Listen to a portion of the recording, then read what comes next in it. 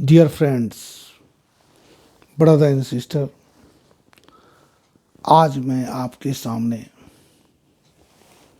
Social anthropology के बहुत ही महत्वपूर्ण विषय बिंदु मैरिज बाय कैप्चर यानी हरण विवाह, इस बिंदु को लेकर आया हूँ जो विवाह चैप्टर के अंतर्गत आता है।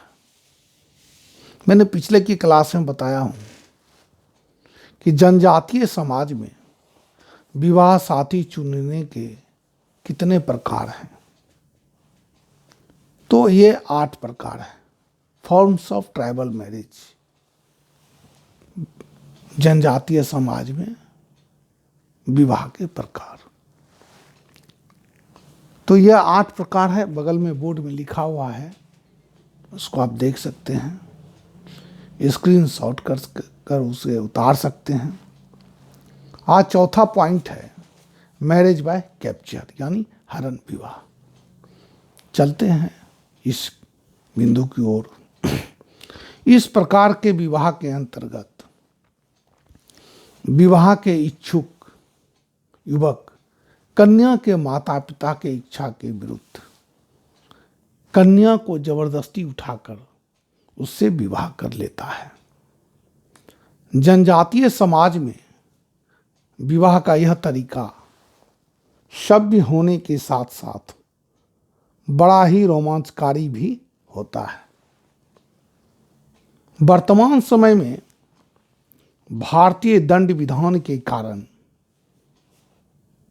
यह व्यवस्था वास्तविक हरण न होकर प्रतीकात्मक हरण का प्रचलन मात्र रह गया है तथा यह प्रथा दिन प्रतिदिन कम होती जा रही है।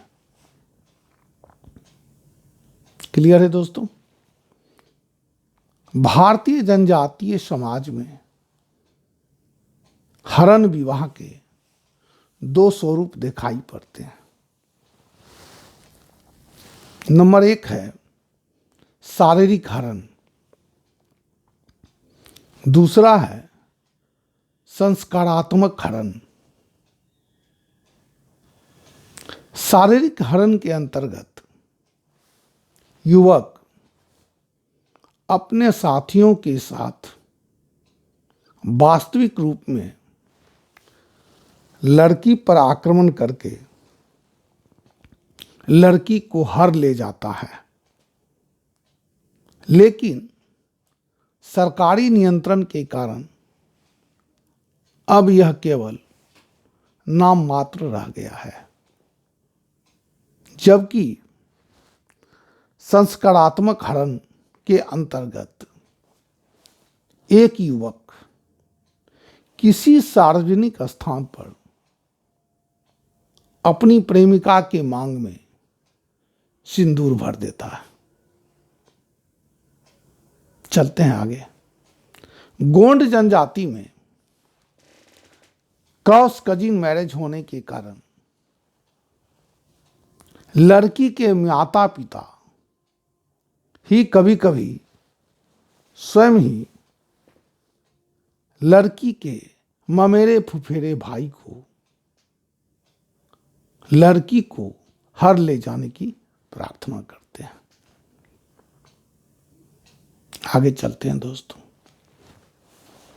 भारतीय जनजातीय समाज में हरण विवाह प्रथा